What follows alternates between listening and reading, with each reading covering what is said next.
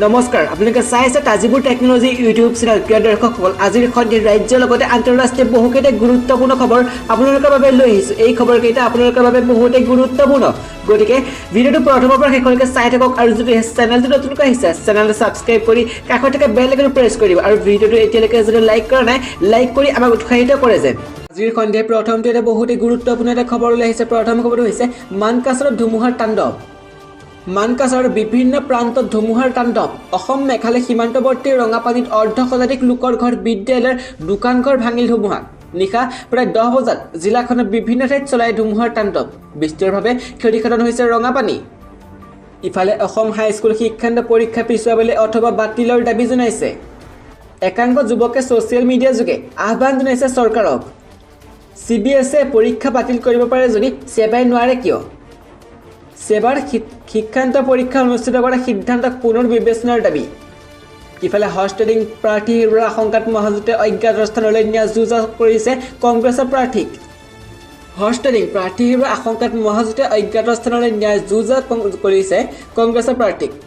ভোটগ্ৰহণ অনুষ্ঠিত হৈ যোৱাৰ পিছৰে পৰা হষ্টেলিঙৰ আশংকাত ভুগিছে কংগ্ৰেছৰ মহাজোঁটে যাৰ বাবে তেওঁলোকৰ মহাজোঁটৰ দলৰ প্ৰাৰ্থীসকলক প্ৰেৰণ কৰিছে বহিৰাজ্যলৈ এবাৰ কংগ্ৰেছৰ প্ৰাৰ্থীক বহিৰাজ্যলৈ প্ৰেৰণ কৰাৰ সম্ভাৱনা দেখা দিছে BTC নিৰ্বাচনত BPFৰ প্ৰাৰ্থী অন্য দললৈ যোৱাৰ পিছতে এইবাৰ বিধানসভা নিৰ্বাচনত আগতীয়াকৈ সাজু হৈছে মহাজোঁট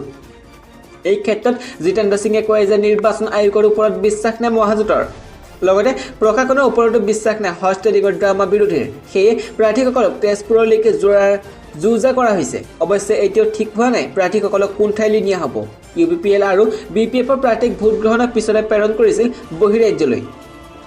এবাৰ কংগ্ৰেছৰ প্ৰাৰ্থীক কোনো অজ্ঞাত স্থানলৈ লৈ যাব কংগ্ৰেছৰ প্ৰাৰ্থীক নিয়াৰ বাবে 3খনকৈ বাছ সাজু কৰা হৈছে বুলি জানিব পৰা গৈছে হোটেল ৰেষ্টুৰেণ্টৰ কোঠাত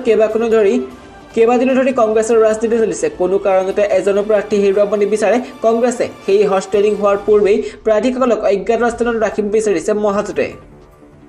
শুকুৰবাৰৰ ৰাজ্যত কৰোনাত আক্ৰান্ত হৈছে 573 গৰাকী মৃত্যু 4 গৰাকীৰ কৰোনা সংক্ৰমণ গতিয়ে নাম নোলোৱা নাই থমকিৰোৱাৰ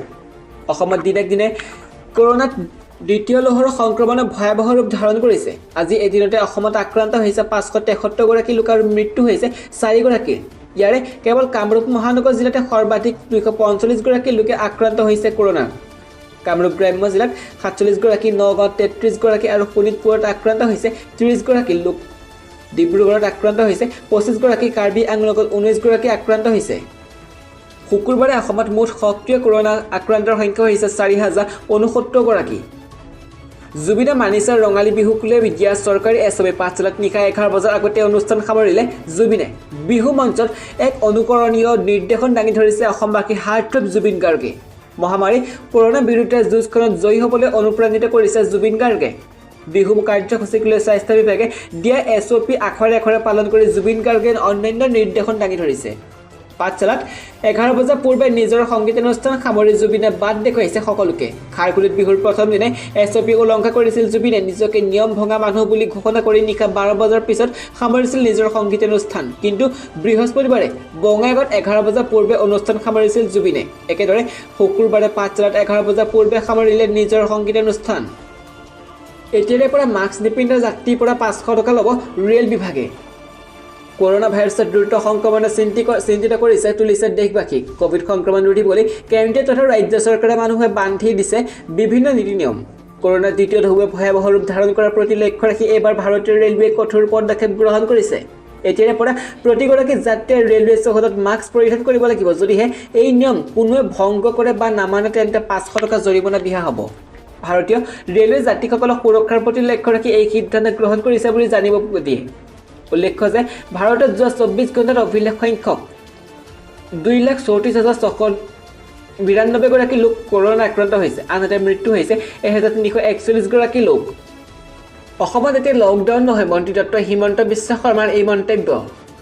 ক্ৰমাৎ ৰাজ্যত অধিক জটিল ৰূপ লৈছে কৰোনা সংক্ৰমণে বহাগ বিহুৰ উৎসাহৰ মাজতে ৰাজ্যৰ কেইবাখনো জিলাত ক্ৰমাৎ বৃদ্ধি পাইছে কৰোনা সংক্ৰমণ বিশেষকৈ গুৱাহাটী মহানগৰীত প্ৰতিদিনে আক্ৰান্তৰ সংখ্যা বৃদ্ধিয়ে পুনৰ নমাই আনিছে বিগত বৰ্ষৰ পৰিৱেশ যোৱা 3টা দিনত গড়ে 5 লোক কৰোনাত আক্ৰান্ত হৈছে আনহাতে যোৱা 72 ঘণ্টাত কৰোনাত আক্ৰান্ত হৈ মৃত্যু হৈছে 5জনকৈ লোক 13 এপ্ৰিলত আক্ৰান্তৰ সংখ্যা আছিল 590 জন 14 এপ্ৰিলত 385 জন আৰু 15 এপ্ৰিলত 499 জন পজিটিভ চিনাক্ত হয় আক্ৰান্তৰ হাৰ বৃদ্ধি পায় 2.72% পৰিতাপৰ বিষয়ে যে ডিব্ৰুগড় যোৰহাট নগাঁৱৰ লগতে গুৱাহাটী মহানগৰীতো প্ৰায় প্ৰতিদিনে বৃদ্ধি পাইছে আক্ৰান্তৰ সংখ্যা বহিৰাজ্যৰ পৰা অহা একাধিক লোকৰ পৰা উজনি অসমৰ লগতে গুৱাহাটীত সংক্ৰমণ বৃদ্ধিৰ সম্ভাৱনা ইতিমধ্যে স্পষ্ট হৈ উঠিছে অধিক ভয়াবহ হৈছে গুৱাহাটী পৰিৱেশ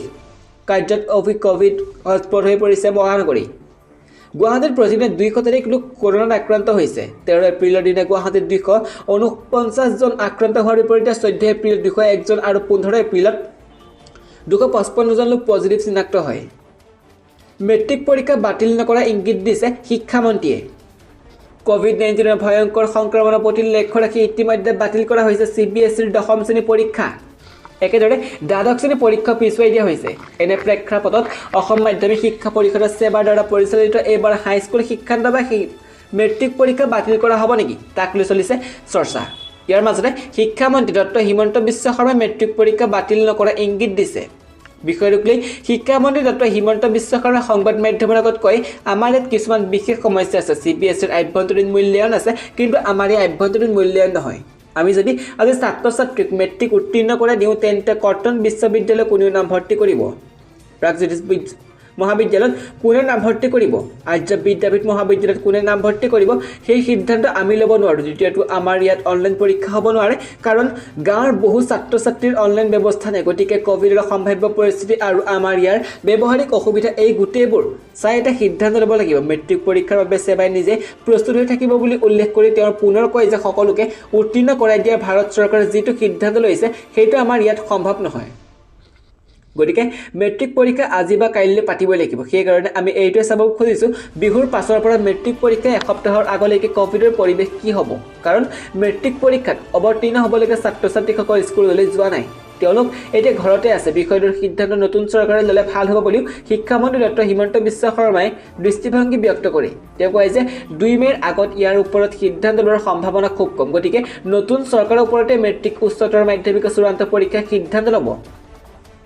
তদুপৰি নিৰ্বাচনী আদৰ্শ আচৰণবিধি চলি থকা অৱস্থাত আমি এনেকুৱা সিদ্ধান্ত ল'ব খোজা নাই কাৰণ আমি যি সিদ্ধান্ত লওঁ তাত আকৌ নিৰ্বাচন আয়োগৰ অনুমোদন লাগিব সেয়ে 2 মেৰ আগতে আমি সিদ্ধান্ত ল'ব বিচৰা নাই মেট্ৰিক পৰীক্ষা যিহেতু 11 মেত আছে সেয়ে 3 বা 4 মেত সিদ্ধান্ত ল'লেও ই কাৰ্যকৰী হ'ব চৰকাৰী কৰ্মচাৰীৰ লগতে পেঞ্চনাৰসকলৰ বাবে ভাল খবৰ এই মাহতে 4% বৃদ্ধি পাব দিয়ে কেন্দ্ৰীয় চৰকাৰৰ অধীনস্থ কৰ্মচাৰীসকলৰ বাবে অতি শীঘ্ৰে আহিব পাৰে সুখবৰ কিয়নো অতি শীঘ্ৰে কেন্দ্ৰীয় চৰকাৰে 50 লাখ কৰ্মচাৰী আৰু 61 লাখ পেঞ্চনাৰৰ ডিএ বৃদ্ধি কৰাৰ সম্ভাৱনা প্ৰকট হৈ উঠিছে চলিত মাহতে চৰকাৰে 4% ডিএ বৃদ্ধিৰ ঘোষণা সম্ভাৱনা আছে যিয়ে কেন্দ্ৰীয় কৰ্মচাৰীসকলৰ দৰমহা পোনপটীয়াকৈ বৃদ্ধি কৰিব দৰাচলতে শ্ৰম বিভাগে অল ইণ্ডিয়া উপভোক্তামূলক মূল্যসূচক ঘোষণা কৰিছে যাৰ দ্বাৰা কেন্দ্ৰীয় কৰ্মচাৰীসকলক আশা প্ৰদান কৰা হৈছে যে তেওঁলোকে ডিএ বৃদ্ধি হ'ব পাৰে কিয়নো কেৱল AICPI দ্বাৰা নিৰ্ধাৰণ কৰা হ'ব ডিএ ট্ৰেভেল এলাউন্স অৰ্থাৎ টিএ 4% বৃদ্ধি কৰা হ'ব AICPIৰ ওপৰত আধাৰ কৰি কোৱা হৈছে যে চৰকাৰে ডিএ 4% বৃদ্ধি কৰিব পাৰে যিয়ে কেন্দ্ৰীয় কৰ্মচাৰী আৰু পেঞ্চনাৰসকলক পোনপটীয়াকৈ লাভান্বিত কৰিব সপ্তম বেতন আয়োগৰ মতে যদি কেন্দ্ৰীয় কৰ্মচাৰীসকলৰ ডিএ 4% বৃদ্ধি হয় তেন্তে তেওঁলোকৰ ট্ৰেভেল এলাউন্স অৰ্থাৎ টিএ 4% বৃদ্ধি হ'ব অৱশ্যে কেন্দ্ৰীয় কৰ্মচাৰীসকলক 1 জুলাই 2020 পৰা 1 জানুৱাৰী 2021 লৈ ডিএ দিয়া নহ'ব উল্লেখ্য যে কেন্দ্ৰই 2020 চনৰ এপ্ৰিলত কৰোনা সংকটৰ বাবে ডিএ নিষিদ্ধ কৰাৰ লগতে 2021 জুনলৈ কৰ্মচাৰীসকলক ডিএ দিয়া নহ'ব বুলি ঘোষণা কৰিছিল লক্ষণীয় দিশটো হ'ল যে এই বৃদ্ধিৰ পাছতে কেন্দ্ৰীয় কৰ্মচাৰীসকলৰ বৰ্তমানৰ ডিএ 17% পৰা 4% বৃদ্ধিৰ পিছতে 21% হ'ব আৰু টিএ পৰিমাণো 4% বৃদ্ধি হ'ব ইয়াৰ ফলত কৰ্মচাৰী দৰমহা আৰু পেঞ্চনধাৰী পেঞ্চন বৃদ্ধি হ'ব যিহেতু কেন্দ্ৰীয় কৰ্মচাৰীসকলক বৰ্তমানেও ডিএ আৰু ডিআৰ পৰিশোধ কৰা হোৱা নাই তেনেস্থলত ইয়ে দিব কৰ্মচাৰীসকলক সকাহ অসমত পুনৰ হ'ব বিজেপিৰ নেতৃত্বাধীন মিত্ৰজোঁটৰ চৰকাৰ বৰপেটা সত্ৰৰ বৰ্ষফল ৰাজশাসনৰ অধিপতি গ্ৰহমণ্ডলে মন্ত্ৰিত্বৰ ভাৰ লোৱাত ৰাজ্যত পুনৰ চৰকাৰ বিজেপিৰ নেতৃত্বাধীন মিত্ৰজোঁটে গঠন কৰিব আনহাতে দেশৰ সন্ত্ৰাসবাদ দমনত প্ৰধানমন্ত্ৰী নৰেন্দ্ৰ মোদী বিশেষভাৱে সফল হ'ব আৰু সন্ত্ৰাসবাদ নিৰ্মূলকৰণত ভাৰতে পৃথিৱীৰ বহু দেশৰ প্ৰশংসা লাভ কৰিব মহাপুৰুষ শ্ৰী শ্ৰী মাধৱদেৱে স্থাপিত ঐতিহ্যমণ্ডিত বৰপেটা সত্ৰত 1428 ভাস্কৰত্ব পৰম্পৰাগত বৰ্ষফল গণনা কৰি বৰপেটা সত্ৰৰ দৈৱজ্ঞ জ্যোতিৰ্যাবৰ্ধন ৰত্ন বিদ্যাভূষণ ত্ৰিদীপ দেৱকৰ শৰ্মা দলে কালি এইদৰে কয় যদি কি বিদ্যাভূষণ শৰ্মা দলে এইবাৰ বৰ্ষফল গণনা অনুসৰি আগন্তুক বছৰটো ৰাজ্যখনৰ বাবে মুঠেই অনুকূল নহয় ৰাশিফলৰ মতে পঞ্চম স্থানত কেতু সপ্তম স্থানত শনি অষ্টম স্থানত বৃহস্পতি দশম স্থানত শুক্ৰ ৰবি আৰু বুধ একাদশ স্থানত মংগল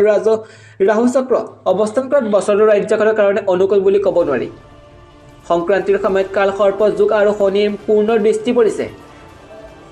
শনি ৰজা আৰু মংগল মন্ত্ৰী হোৱাত লগতে সপ্তম স্থানত শনি অৱস্থান কৰা ৰাজ্যৰ বছৰটো বৃদ্ধি পাব পাৰে যান বাহন ৰেলৱে বিমান দুৰ্ঘটনা হত্যা লুণ্ঠন অগ্নিকাণ্ড অপহৰণ আৰু সন্ত্ৰাসবাদমূলক কাৰ্য জীৱহানি প্ৰাকৃতিক দুৰ্যোগ সাধক আৰু ৰাজনৈতিক পৰিচালকৰ বাবে ঠগ আৰু ক্ষতি হোৱাৰ বছৰ বহু ঠাইত অশান্তিৰ লগতে আকস্মিক দুৰ্ঘটনা গুপ্ত হত্যাৰ যুগ আৰু প্ৰাকৃতিক দুৰ্যোগৰ ৰাজ্যখনৰ অঞ্চলভেদে ব্যাপক ক্ষতি কৰিব